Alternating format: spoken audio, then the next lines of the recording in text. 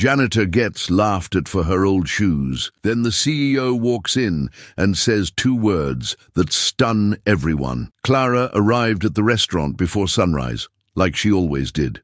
She moved through the back entrance with quiet steps, unlocked the supply closet, and began her shift without a sound. No one greeted her. No one even noticed. The kitchen staff rushed by. The managers gave her instructions without eye contact, and the waiters left trails of crumbs and spilled drinks in their path, assuming without fail that someone like her would clean it. Clara didn't mind. She wasn't there to be seen. She was there to survive. Her shoes were on their last breath. The soles had peeled slightly from the front, and she had stitched the sides herself the night before. They were the only pair she had left after rent, bus fare, and groceries. Each step on the polished tile floors made a soft sound, not from the weight of her body, but from the history in those soles. They had been with her in her lowest moments, through funerals, hospital visits, and overnight shifts, where no one even knew her name. Clara walked differently in them, cautiously but proud. That morning, a group of wealthy regulars came in earlier than expected. 4 of them, perfectly groomed, loud, and carrying the entitlement of people who had never cleaned their own dishes. Clara didn't look at them. She kept wiping tables, collecting used glasses, and bending carefully so the tear on the side of her shoes wouldn't show. But one of the women noticed, and when she whispered something to the man beside her, the whisper turned into a chuckle. The chuckle became a laugh, and then came the words, "God, look at those shoes.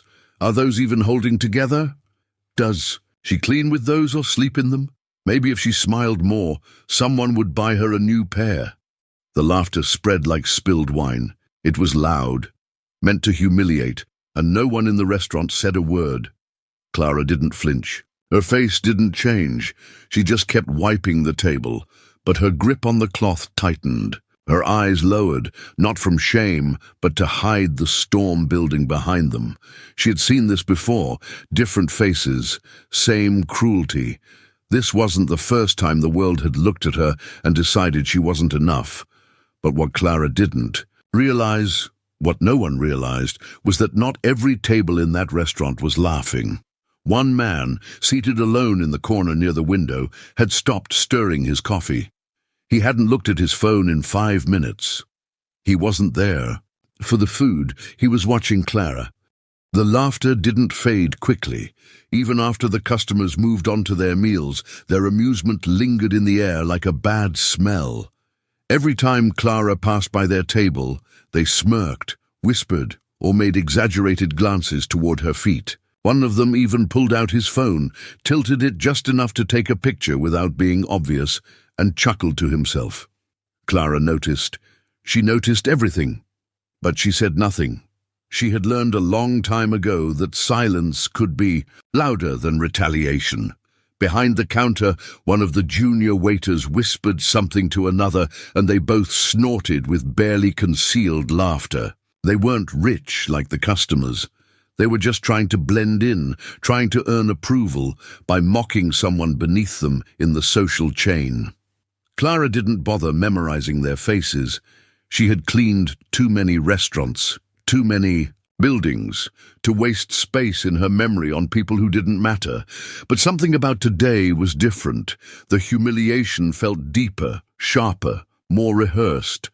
As she moved to the back to dump the dirty rags into the utility bin, her hands trembled slightly. Not from anger, but from something colder, the realization that even here, where no one knew her story, her struggles, or how close she had come to losing everything, she was still just the janitor with the broken shoes.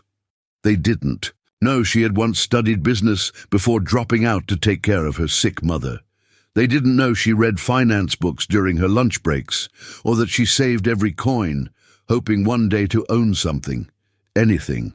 She returned to the dining area and glanced toward the table of the laughing customers. Their meal had arrived, lobster tails, imported wine, everything plated like art.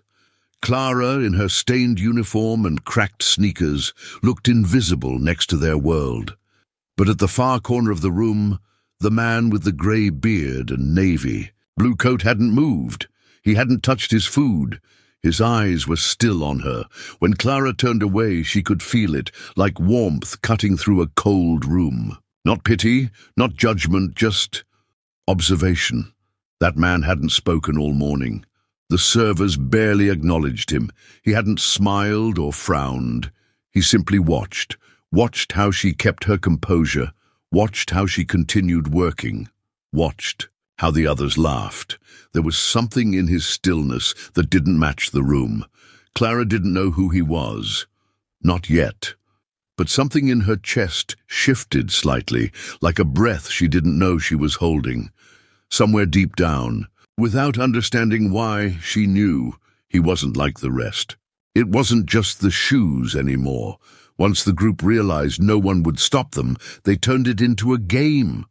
One of the women purposely dropped her napkin on the floor near Clara's path and smirked when she bent to pick it up. Another snapped, his fingers at her like she was a dog. Every act, every comment was designed to shrink her, to remind her where she belonged. But the more they tried to humiliate her, the quieter Clara became. Her movements were calculated now, measured. She was no longer just cleaning, she was enduring. One of the young waiters passed the laughing table, laughed along, and loudly said, "I think we need to start a fund for those shoes." The table erupted. One woman clapped. Another took a photo and whispered something about going viral. Clara stood at the corner of the bar with her back to them, staring at the empty tray in her hands. Her eyes didn't blink. Her chest didn't rise. Something had gone completely still inside her, like a string had finally snapped, not with a bang, but with a breath. She didn't cry. She didn't speak. But she felt something shift, and so did the man in the corner. He gently set down his fork, untouched, took a final sip of his coffee and wiped his mouth with precision. Still, no one noticed him. He stood up slowly, adjusted his sleeves, and walked toward the front of the restaurant. His shoes made no sound on the floor. No server greeted him. No one made room. It wasn't until he passed the laughing table that the room felt the chill. He stopped. Just for a second, his eyes scanned their faces. Calm, cold, calculated. Then, without a word, he continued walking toward Clara. She didn't see him at first. Her head was still lowered, shoulders locked in a posture she had perfected over years of service. But when he stopped in front of her, she looked up. Their eyes met, and for the first time that morning, someone spoke to her without telling her what to do. He didn't smile. He didn't whisper. He said it clearly. 2 words. That's all. Just 2, and they struck the room like thunder behind glass. "You're promoted." The silence hit like a gust of wind through the dining hall. At first, no one understood what they had just heard. The laughing stopped mid-breath. Forks hovered over plates. Even the waitstaff froze in place, eyes wide, caught between confusion and disbelief. The man's voice hadn't been loud, but it carried. The weight of it was undeniable. "You're promoted!" 2 words, spoken to a janitor with frayed shoes and calloused hands, by a man no one had paid attention to, until now. Clara stood motionless, her eyes locked on his. Her fingers still clutched the rag she'd been using, but now they trembled. Slightly. She wasn't sure what he meant. Was it sarcasm? Some cruel joke wrapped in formality? But the man's face remained unchanged, calm, composed, and unreadable. Slowly, he reached into his coat and handed her a white envelope. Inside, a company letterhead, a name she didn't recognize at first glance. Then she read the bottom. President and CEO. Gasps rippled across the room. A few waiters leaned over the counter to get a better look. The host stepped back in visible shock, but the table of customers who had spent the last hour mocking Clara, they were the ones who looked the smallest now. The woman who had taken the picture lowered her phone slowly. The man who snapped his fingers now stared at the floor, pretending to be distracted. Their power had evaporated in an instant. The CEO turned to them. He didn't raise his voice. He didn't scold. He simply looked each one in the eye, one by one, like he was studying them for the last time. "Your behavior," he said, "does not align with the values of this company." One of them tried to respond, but he raised a hand to cut them off. "The security team will escort you out. Your business is no longer welcome here." Not one person objected. They simply stood up, quiet and humiliated. Expensive plates, feet, and walked toward the exit with heads low. Clara had moved. She stood, Lester in her hand, unsure of this was real. The man turned back to her And added, "Report to HR tomorrow morning. Your new role starts immediately. We've been watching your work ethic for weeks." And then he nodded, gave her a look that carried more respect than any compliment ever could, and left. No fanfare. No speech, just action. The kind of action that silences rooms and rewrites lives. The next morning, the door opened at exactly 8 a.m. Sharp heels clicked on the tile floors where worn sneakers once shuffled. Heads turned. Conversation stopped. The woman who walked in wasn't wearing the same faded uniform. Her shirt was crisp, her pants pressed, and her name badge didn't say janitorial staff anymore. It said operations supervisor, and underneath it, in fine lettering, corporate liaison, regional HQ. Clara didn't walk faster. She didn't smile wider. She didn't need to. Her silence had always spoken louder than words, but now it carried weight. The staff who used to ignore her now greeted her with nervous politeness. The manager, who once assigned her restroom shifts without eye contact, now avoided her completely. She passed by the host stand, where the assistant manager stood awkwardly, unsure whether to say good morning or apologize. In the break room, someone had left her a coffee, the same people who once joked about her shoes. She didn't touch it. Not out of pettiness, but principle. Forgiveness didn't need to be loud either. In the hallway, one of the younger waitresses who had laughed with the wealthy customers approached her, eyes down. "Miss Clara, I'm sorry, I didn't know." Clara looked at her calmly and replied, "Now you do." Then she turned and continued walking. Her first meeting was with the head of staff. She spoke clearly, professionally, and without an ounce of vengeance in her tone, but her presence alone reshaped the room. She requested performance reports, initiated evaluations, and made it clear disrespect would have consequences. Not just to her, to anyone. She wasn't just working to prove a point. She was rewriting the standard they thought she'd never reach. By the end of the day, Clara sat in her new office, a modest one, but hers. The same hands that once scrubbed floors now signed documents. The same eyes that once avoided mirrors now faced windows that overlooked the city. She didn't take a victory photo, didn't post anything online. Instead, she quietly removed her old shoes from her bag and placed them under her desk. Not as a reminder of pain, but as a symbol of what quiet strength can become when the right person finally says, "You're seen." 2 days after Clara stepped into her new role, a corporate email arrived. It was short, signed by the company's regional director, and announced an internal leadership visit for the following week. Most of the staff barely reacted. It was routine, but Clara read it twice. The name on the message matched the one on the letter she had received from the man in the navy coat. Until now, she hadn't known exactly who he was. Now she did. Matthew R. Callahan, founder and CEO of Callahan Enterprises, the parent company that owned the restaurant chain. Rumors started to spread.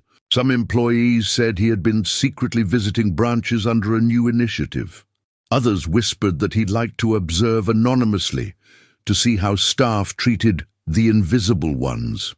Whatever the truth, Clara now understood that she hadn't been a random act of kindness. She had been a case study. Every shift, every quiet effort, every insult she swallowed with dignity had been seen, not by cameras or metrics, but by eyes that had once come from the same place she did. When the day of the leadership meeting arrived, Callahan entered the room without a security escort, no suit jacket, just a simple shirt and rolled sleeves. He shook Clara's hand in front of everyone, no speech, just a nod. "Told you she was good," he said to the board members. One of the executives laughed nervously, another adjusted his tie. They were used to polished resumes, flashy credentials, perfect presentation. Clara didn't have those. What she had was what they lacked: grit. After the meeting, Callahan pulled Clara aside. "You don't know this," he said, "but 20 years ago I was you. Same job, same shoes. People laughed at me too." He paused. "That's why I built this company, to create something they'd one day need permission to enter." He handed her a new document, a regional mentorship program. "You'll be overseeing this," he added. "From today forward, you're not just managing operations. You're choosing who gets seen." Clara didn't cry. She didn't thank him with fanfare. She simply nodded, the same quiet nod she had used when she was invisible. Only now it echoed louder than applause. As Callahan walked away, Clara stood taller, not just as a woman who had earned a promotion, but as someone who had been chosen to rewrite a system designed to ignore people like her. And this time, she wasn't going to let anyone slip through the cracks. When Clara returned to the restaurant the following week for a scheduled staff realignment, the air was different. People spoke softer around her now. Eyes lowered when she walked in. Those who had once ignored her now stood when she entered a room or stumbled over greetings they never used to offer. But Clara didn't change her pace. She didn't smile more. She didn't act vengeful. She simply moved through each task like she always had. Except now, the weight of her presence filled every corner. The table of customers who mocked her never returned. Their membership profiles had been quietly flagged, permanently banned, as noted by corporate. But Clara didn't need to see them again. They had shown who they were, and more importantly, so Javier Ella, one of the younger waiters who had once laughed with them, approached her near the storage room. He started to speak, something like an apology, but all she said was, "I hope you learn from it." He nodded and stepped aside. That was enough. What hurt the most for some wasn't Clara's rise. It was that she hadn't retaliated. She didn't fire anyone. She didn't yell. She just moved forward. The assistant manager who joked about her shoes transferred. The Zaidi host who had looked away during the laughter reassigned, not by Clara's request, but by internal HR after a review. Clara didn't need to raise her voice. Her presence was the consequence. By the end of the week, Clara led her first official leadership workshop titled Unseen Value, Recognizing the People Who Keep You Standing. It was mandatory for all managers and front-of-house staff. She stood at the front of the room in quiet confidence, dressed with elegance but not extravagance. Her old shoes were tucked in her office drawer, still clean, still broken, a reminder not of who she used to be, but of what they refused to see. Until it was too late. Outside the building that evening, she paused. The sun had dipped behind the skyline, casting long shadows over the entrance she once entered through the back. Now, she walked out the front, alone, but never unnoticed again. Her story wasn't just about rising. It was about how she did it without stepping on anyone, without shouting and without forgetting. And those who had laughed, they were silent now. And in that silence, Clara stood taller than ever. Clara never spoke publicly about what happened that day. There were no interviews, no viral videos, no dramatic confrontations uploaded to social media. But everyone in that building remembered it. Every staff member who once looked past her now looked up to her. Not because she demanded respect, but because she embodied it, without shouting, without revenge, without needing to explain herself. In the quiet moments of her day, when her office door was closed, Clara would sometimes glance at the pair of old shoes sitting under her desk. Worn down, stitched by hand, soles nearly gone, they weren't shameful. They were a trophy of resilience. A reminder that what made her valuable had never been visible to the ones who mocked her. But someone saw it. And that was all she ever needed. Clara used her new role to hire differently, to train differently. She created space for people who, like her, were used to being invisible. Her standards were high, not out of pride, but out of protection. She had earned her place, not by demanding power, but by enduring what others couldn't see. And she knew the ones who stay silent the longest often carry the strongest voices. One evening, a trainee asked her, "How did you go from cleaning floors to running this place?" Clara looked at her calmly and said, "I never changed who I was. I just waited until the world caught up." Then she stood, walked toward the exit, and didn't say another word. Her silence had always spoken louder, because in the end, Clara didn't need revenge. She just needed one moment, one voice and two words: "You're promoted."